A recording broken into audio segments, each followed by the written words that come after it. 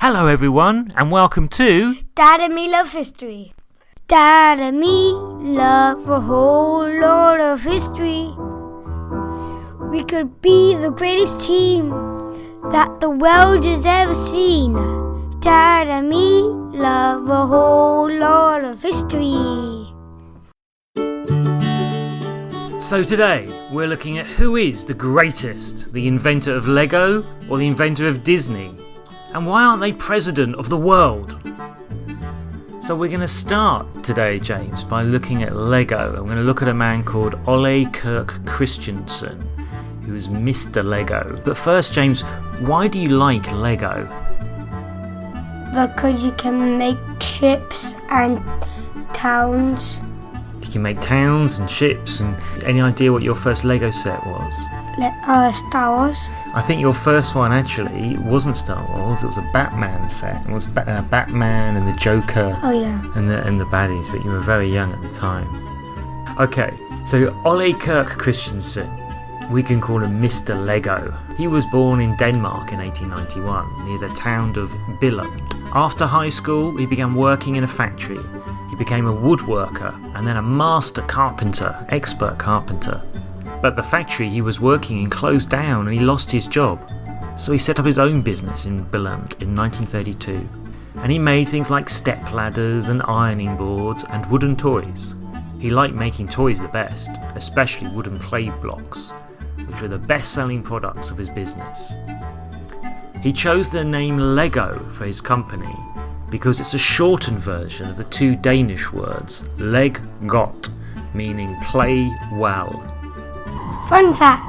In Latin, the oldest language of the Romans, Lego means I study or I put together. That's right. Sadly, Ole Christensen's wife, Kirsty, died, which meant Christensen had to bring up his 4 sons without her. He made a small wooden duck toy for his children, and his sons loved the new toy. So he decided to make lots of the ducks, using some leftover wood, and sell them to toy shops. His son, Gottfried Kirk Christensen, began working for his dad's business at the age of 12.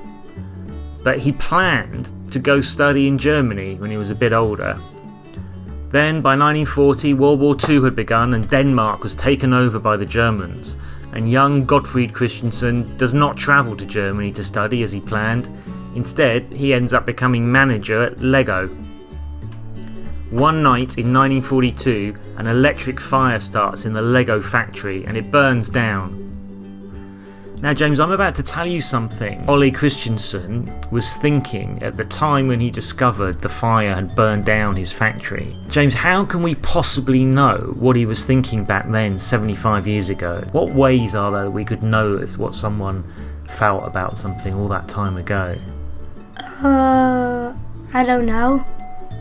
Well, one source we can turn to is a memoir. A memoir is when a person writes down what happened in their life. Of course, another way is if we come across a diary. Well, Christensen wrote about the fire in 1942 in his memoir. I have tried to find another site in another place to build another factory, but there doesn't seem to be anywhere suitable. Our aim is to do a really good and solid, pleasing piece of work so that people will know that Lego products are quality. My prayer is that the Lord will help us to run a reputable business in every way in our life and set example. So I guess at that time when he'd lost his factory, he was feeling a bit desperate. He had people he had to pay, employees, and he couldn't find anywhere to build a new factory. But then he found a place in the same town, which meant he could keep employing the same people. He didn't have to fire anybody, because if he moved a long way away to another city, he'd need to employ people who lived there. But he was able to build a new factory in Billund. We love history. We love history, baby. We love history.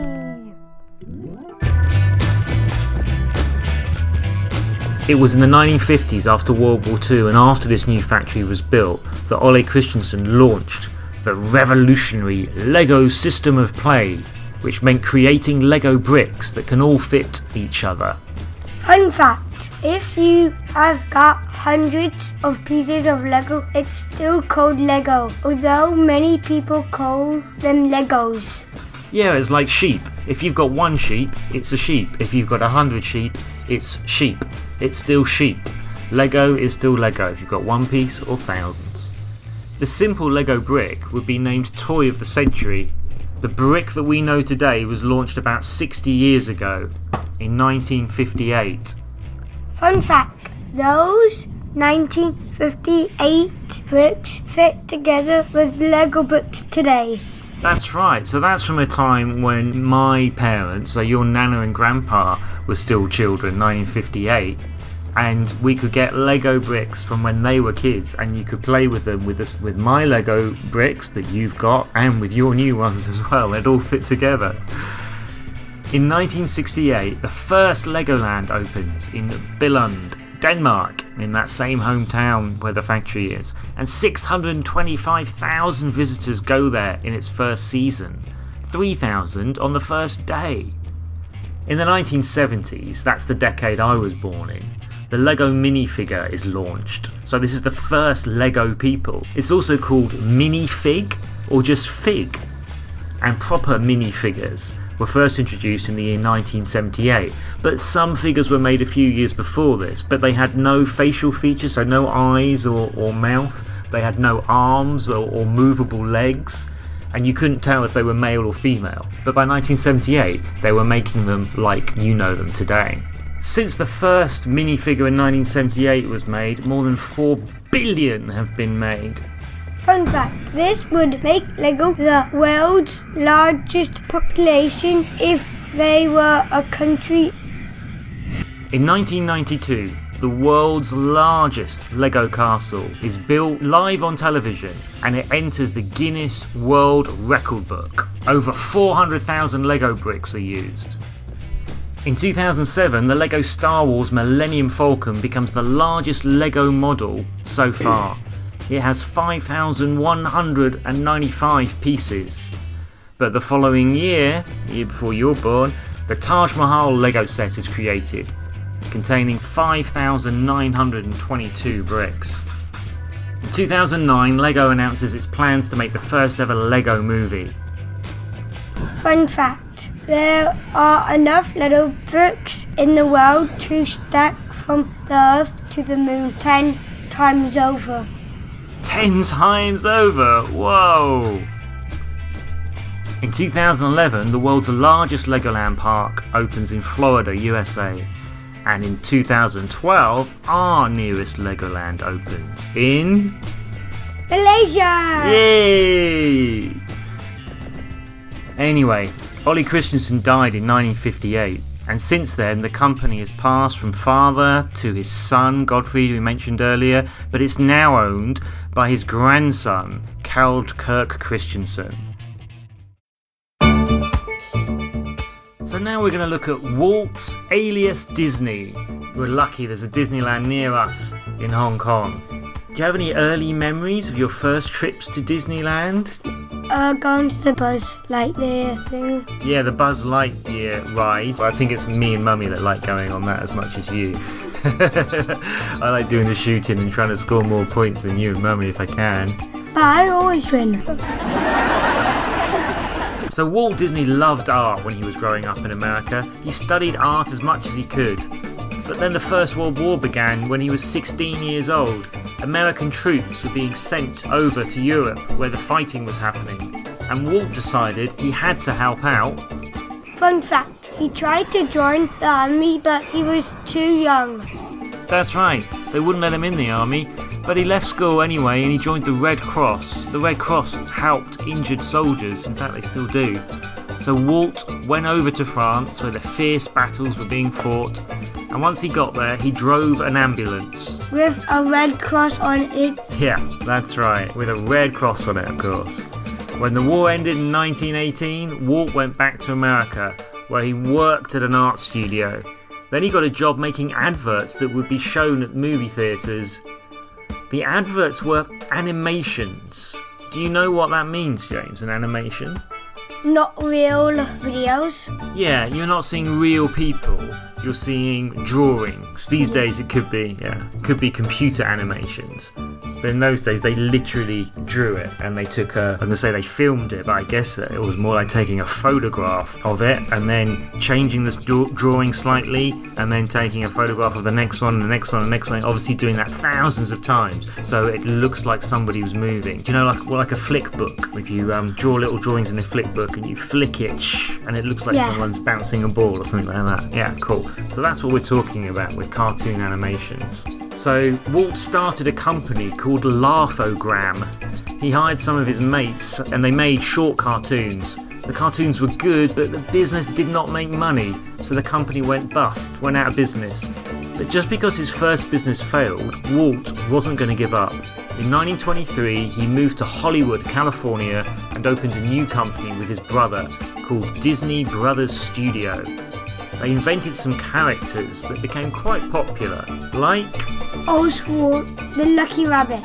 Excellent! Oswald the Lucky Rabbit might not be too famous today, but he was back in the 1920s. Next, Walt created a new character that's still going today. Can you guess which character, James? I forgot the name. Mickey Mouse. That's it, Mickey Mouse. The original name of the character was actually going to be Mortimer Mouse, but Walt Disney's wife didn't like the name Mortimer and she suggested Mickey. Walt then began the first animated film in the world to have sound, called Steamboat Willie. In fact, it's only 8 minutes long. So it's black and white, of course. This is before World War II. Steamboat Willie. So there's a steamboat, so you can all imagine them drawing lots of drawings of this moving up and down like a flick book. So the steamboat's going down the river. There's Mickey Mouse on the steering wheel.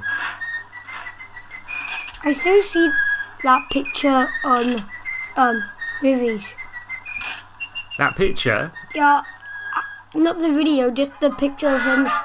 Steering a boat. Wow, they must use that, I guess, in some like cartoons more recently.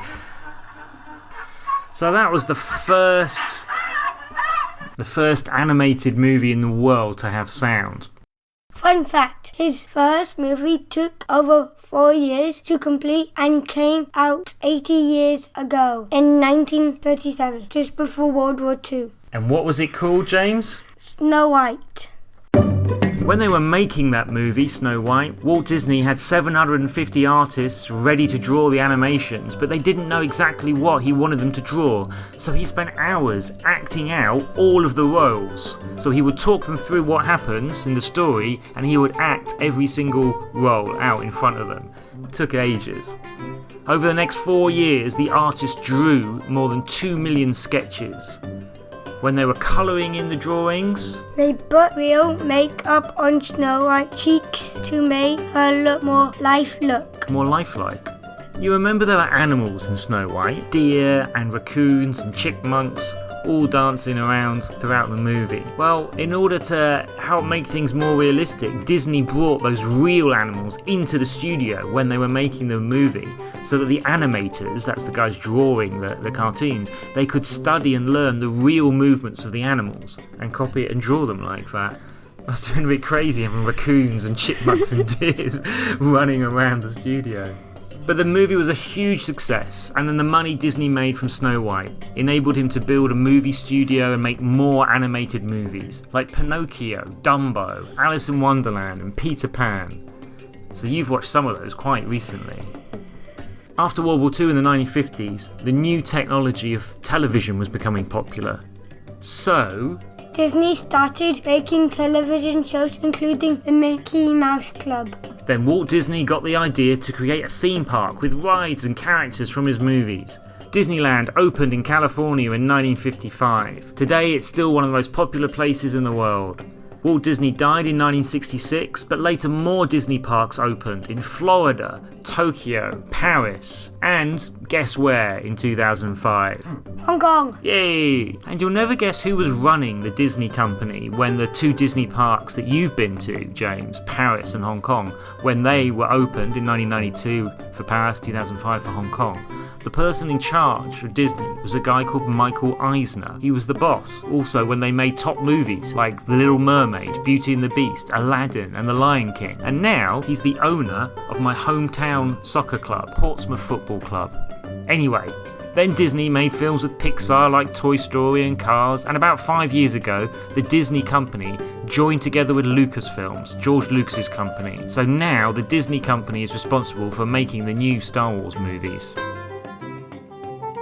So we've just got one question left, James.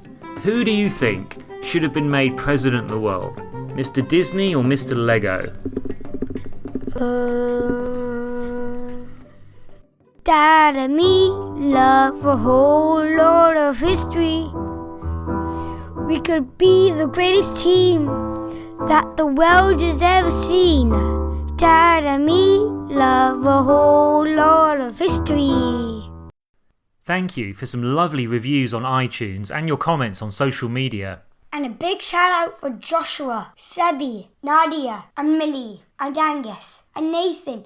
And don't forget to tell your friends about us. The more reviews we get, the more we get noticed. We love all of your reviews, including this one from children's authors, Icy and Michael Smith in California. They say, extremely clever podcast with father and son reviewing an eclectic set of topics. That means a variety of topics. With excellent humour. Who knows what will come next? Our family is riveted and can't wait for the next episode. Thanks, Icy and Michael. And thank you, Superfan Benji. We will be posting your Superfan video on Facebook soon. Come and take a look. Yeah, thanks guys, and thanks for the music. The instrumental music is produced by Kevin MacLeod from incompetech.com and is licensed under Creative Commons by Attribution 3.0. See you next time on Dad and Me Love History. Bye. Bye. I said that the wrong way around, but it doesn't matter. I know. Well done. Good. Gaga. Lulu. La la. See ya. I don't want to be ya. That's not very nice.